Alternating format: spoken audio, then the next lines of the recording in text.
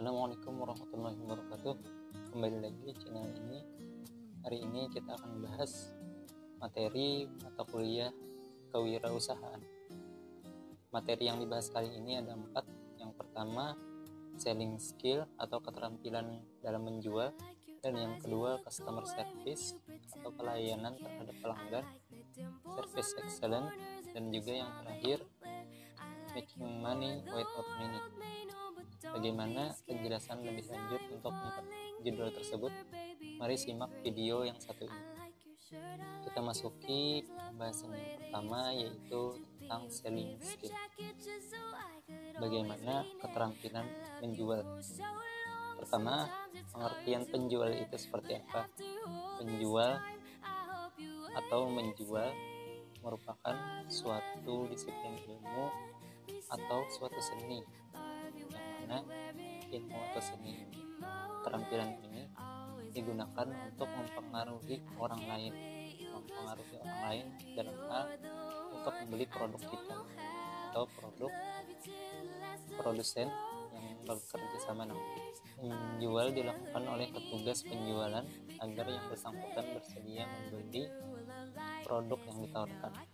Dalam melakukan penjualan ini, si penjual memiliki bakat seni atau memang bakat alami sejak lahir, namun dikembangkan melalui pengetahuan dan pengalaman. Bicara tentang pengetahuan, seorang penjual harus memiliki beberapa hal yang harus ia ketahui. Yang pertama, pengetahuan akan diri sendiri untuk menemukan cara mengenal para pelanggan atau calon pembeli. Dan yang kedua, pengetahuan tentang barang yang akan dijual. Tentu kita sebagai penjual, kita sendiri harus mencantumkan, misalnya jika jualan online, mencantumkan deskripsi barang tersebut. Kita menjual baju, kita harus tahu kainnya dari bahan apa, ukurannya apa saja, dan lingkar lebar dan dadanya atau lengannya perlu dijelaskan kepada customer kita. Jangan melakukan penjualan tanpa mengerti produk yang dijual. Dan yang ketiga, pengetahuan tentang para pelanggan atau calon pembeli. Minatnya seperti apa, tipe produk yang pelanggan sukai, kita harus tahu. Nah, itu kita bisa dapat merancang produk yang akan kita pasarkan kepada mereka atau pelanggan. Dan berkenaan dengan keterampilan yang harus dimiliki oleh seorang penjual, maka seorang penjual harus memiliki setidaknya beberapa keahlian. Yang pertama, keterampilan menemui dan juga mempengaruhi calon pembeli. Maka ada 3 cara untuk mempengaruhi pembeli. Yang pertama, dengan datang sendiri menemui pembeli dan memperkenalkan diri kita. Kedua, bisa melalui perantara orang lain. Dan yang ketiga, bisa melalui surat atau zaman sekarang melalui sosial media. Kemudian keterampilan selanjutnya yaitu seorang penjual harus memiliki keterampilan pendekatan kepada calon pembeli. Yang pertama, dengan orang lain atau dengan memperkenalkan diri sendiri, dan juga perantara surat, telepon, atau organisasi perkumpulan.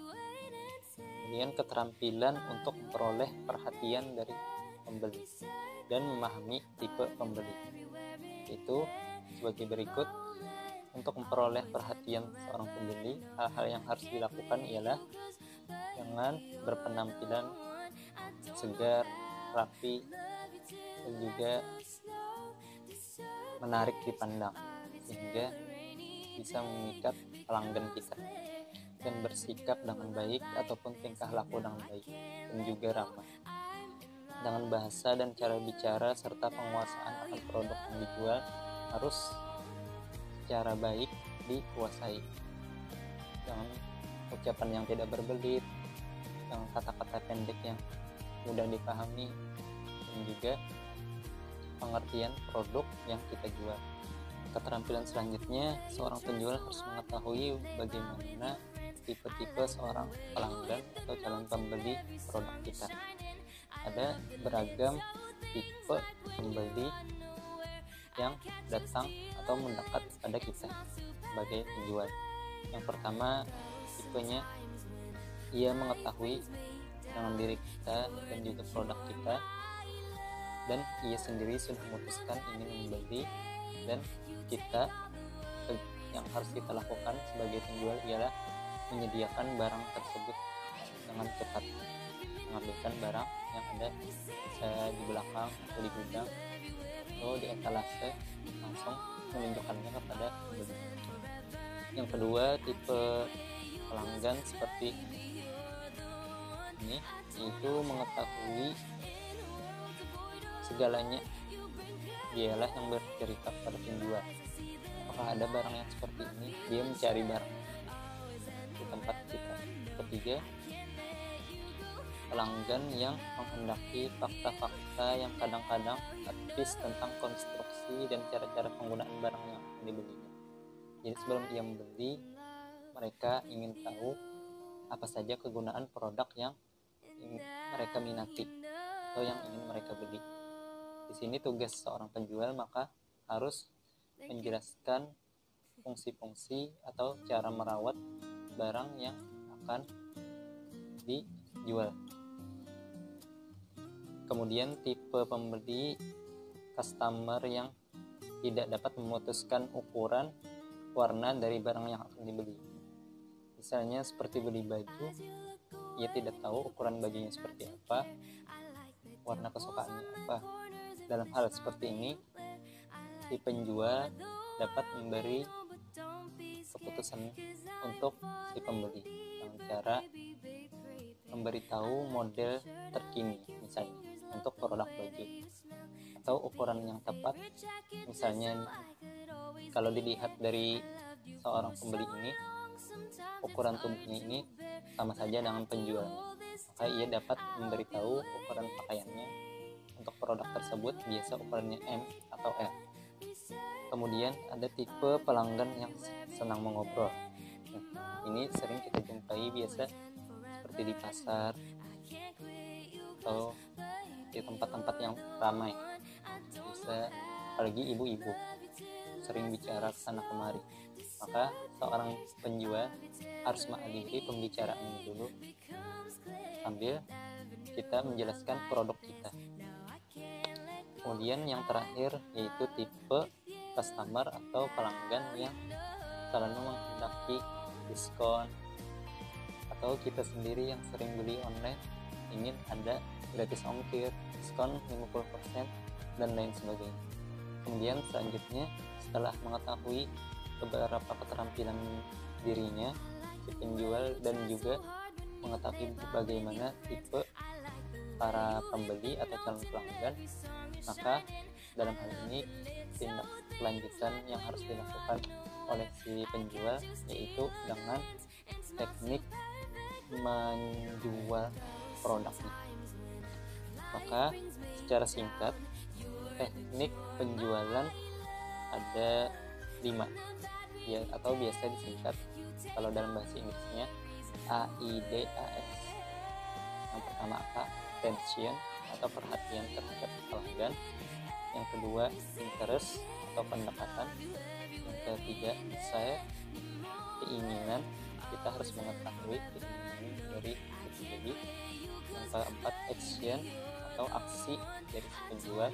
Dan yang terakhir satisfaction, kita harus dapat membuat pelanggan atau calon pelanggan kita puas hari ini.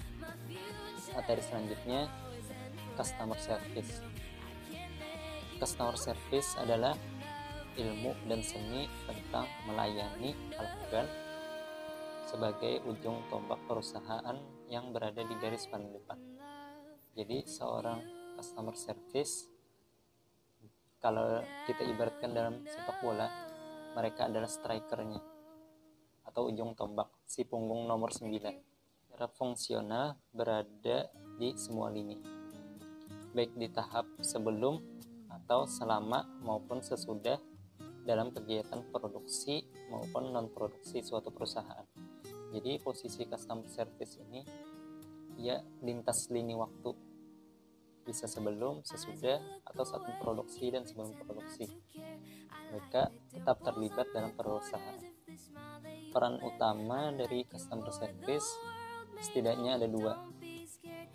Pertama yaitu mempertahankan pelanggan lama yang sudah sering membeli produk kita atau produk perusahaan. Dan yang kedua, mencari pelanggan baru yang belum pernah membeli produk kita. Jadi, fungsi dari customer service ialah memerankan dua hal tersebut. Lanjut kepada materi ketiga, yaitu service excellence. Service excellence ialah merupakan pelayanan terhadap pelanggan juga, namun di sini pelayanannya prima atau sangat optimal. Layanan yang diberikan dengan berfokus kepada kepuasan pengguna sering disebut sebagai layanan prima atau layanan yang istimewa. Esensi dalam layanan prima adalah upaya memberikan layanan terbaik bagi pelanggan yang berorientasi pada kepentingan pelanggan atau pengguna, sehingga memungkinkan kita mampu memberikan kepuasan yang optimal. Upaya memberikan layanan yang terbaik ini dapat diwujudkan apabila kita dapat menonjolkan kemampuan, sikap, penampilan, perhatian, dan tindakan, juga tanggung jawab yang baik dan terkoordinasi. Menurut Hermawan Kartajaya dalam bukunya, servis itu sebuah nilai yang harus diberikan terus-menerus kepada pelanggan.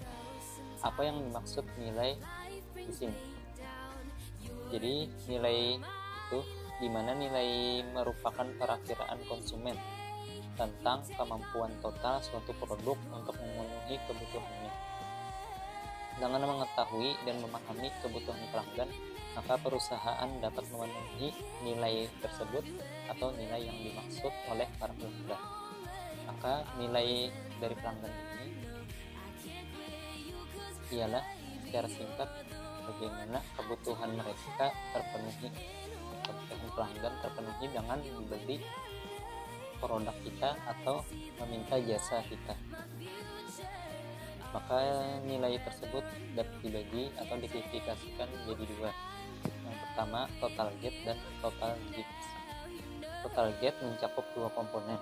Yang pertama, fungsional benefit atau manfaat fungsional berkaitan langsung dengan fungsi-fungsi yang dilakukan oleh sebuah produk.